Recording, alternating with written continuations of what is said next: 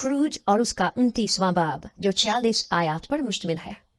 और उनको पाक करने की खातिर ताकि वो मेरे लिए काहिन की खिदमत को अंजाम दें, तो उनके वास्ते ये करना कि एक बछड़ा और 2 बेऐब मेंढे लेना और बेखमीरी रोटी और बेखमीर के कुलचे जिनके साथ तेल मिला हो और तेल की चुपड़ी हुई बेखमीरी चपातियां लेना, ये सब गेहूं के मैदे की बनाना और इनको एक टोकरी में रखकर उस टोकरी को बछड़े और दोनों मेंढों समेत आगे ले आना। फिर हारून और उसके बेटों को खैमा इज्तिमा के दरवाजे पर लाकर उनको पानी से नहलाना और वो लिबास देकर हारून को कुर्ता और अफूद का जुब्बा और अफूद और सीना बंद पहनाना और अफूद का कारीगरी से बुना हुआ कमरबंद उसके बांध देना और अमामे को उसके सर पर रखकर उस अमामे के ऊपर मुकद्दस ताज लगा देना और मसा करने का तेल लेकर उसके सर पर डालना और उसको मसा करना। फिर उसके बेटों को आगे लाकर उनको कुर्ते पहनाना और हारून और उसके बेटों के कमरबंद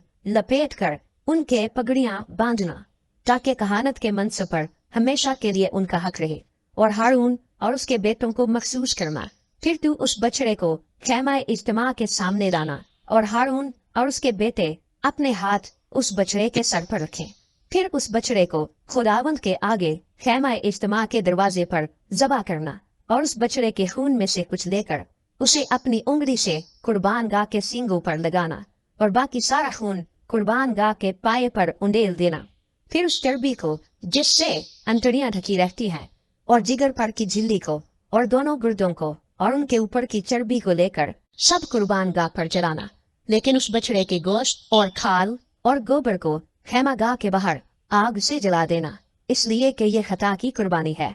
फिर तू एक मेंढे को लेना और हारून और उसके बेटे अपने हाथ उस मेंढे के सर पर रखें और तू उस मेंढे को ज़बा करना और उसका खून लेकर कुर्बान गाह पर चारों तरफ छिड़कना और तू मेंढे को टुकड़े टुकड़े काटना और उसकी अंतड़ियों और पायों को धोकर उसके टुकड़ों और उसके सर के साथ मिला देना। फिर इस पूरे मेंढे को कुर्बान गाह पर जलाना। ये खुदावंद के लिए सोफ्तनी कुर्बानी है, ये राहत अंगेज खुशबू यानी खुदावंद के लिए आतशीन कुर्बानी है।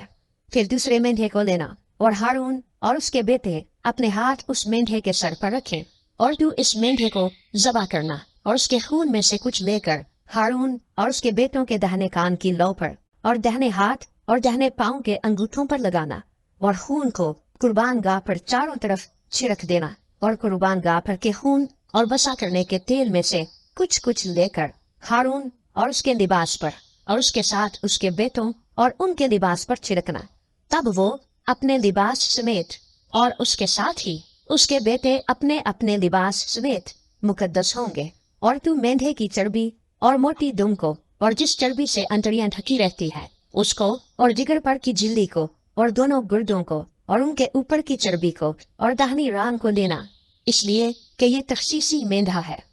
और बेखमीरी रोटी की टोकरी में से जो खुदावंद के आगे धरी होगी रोटी का एक गिरदा और एक कुलचा जिसमें तेल मिला हुआ हो और एक चपाती लेना और इन सबों को हारून और उसके बेटों के हाथों पर रखकर इनको खुदावंद के रूबरू हिलाना ताकि ये हिलाने का हदिया हो। फिर इनको उनके हाथों से लेकर कुर्बान गाह पर सोख्तनी कुर्बानी के ऊपर जला देना ताकि वो खुदावंद के आगे राहत अंगेज खुशबू हो। ये खुदावंद के लिए आतशीन कुर्बानी है। और तू हारून के तखसीसी मेंढे का सीना लेकर उसको खुदावंद के रूबरू हिलाना ताकि वो हिलाने का हदिया हो, ये तेरा हिस्सा ठहरेगा। और तू हारून और उसके बेटों के तखसीसी मेंढे के हिलाने के हदिये के सीने को जो हिलाया जा चुका है और उठाए जाने के हदिये की रान को जो उठाई जा चुकी है लेकर उन दोनों को पाक ठहराना ताकि ये सब बनी इसराइल की तरफ से हमेशा के लिए हारून और उसके बेटों का हक हो,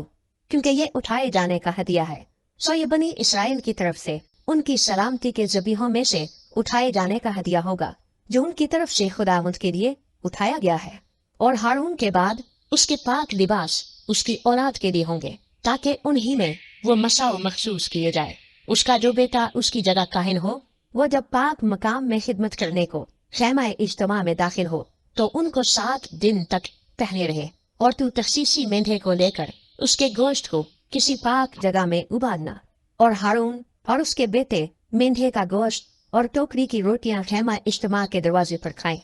और जिन चीजों से उनको मखसूस और पाक करने के लिए कफारा दिया जाए वो उनको भी खाएं, लेकिन अजनबी शख्स उनमें से कुछ ना खाने पाए क्योंकि ये चीजें पाक हैं।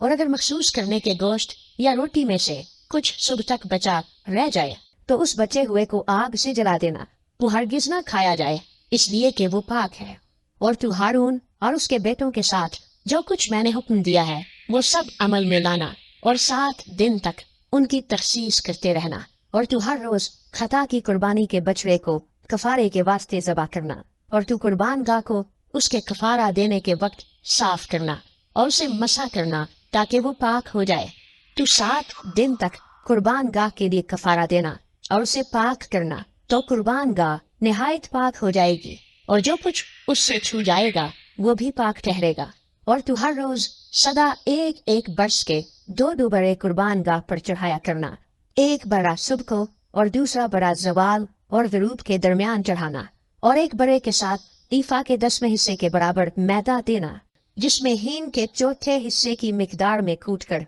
निकाला हुआ तेल मिला हुआ हो, और हीन के चौथे हिस्से की मिकदार में तपावन के लिए मैं भी देना। और तू दूसरे बड़े को ज़वाल और ग़रूब के दरमियान चढ़ाना और उसके साथ सुबह की तरह नजर की कुर्बानी और वैसा ही तपावन देना जिससे वो खुदावंद के लिए राहत अंगेज खुशबू और आतशीन कुर्बानी ठहरे। ऐसी ही सोफ्तनी कुर्बानी तुम्हारी पुश्त दर पुश्त खैमा इज्तिमा के दरवाजे पर खुदावंद के आगे हमेशा हुआ करे। वहाँ मैं तुमसे मिलूंगा और तुझसे बातें करूंगा और वही मैं बनी इसराइल से मुलाकात करूंगा और वो मकाम मेरे जलाल से मुकद्दस होगा। और मैं खैमा इज्तिमा को और कुर्बान गाह को मुकद्दस करूंगा और मैं हारून और उसके बेटों को मुकद्दस करूंगा ताकि वो मेरे लिए काहिन की खिदमत को अंजाम दे। और मैं बनी इसराइल के दरमियान सकूनत करूंगा और उनका खुदा हूँगा। तब वो जान लेंगे कि मैं खुदावंद उनका खुदा हूँ जो उनको मुल्क मिस्र से इसलिए निकाल कर लाया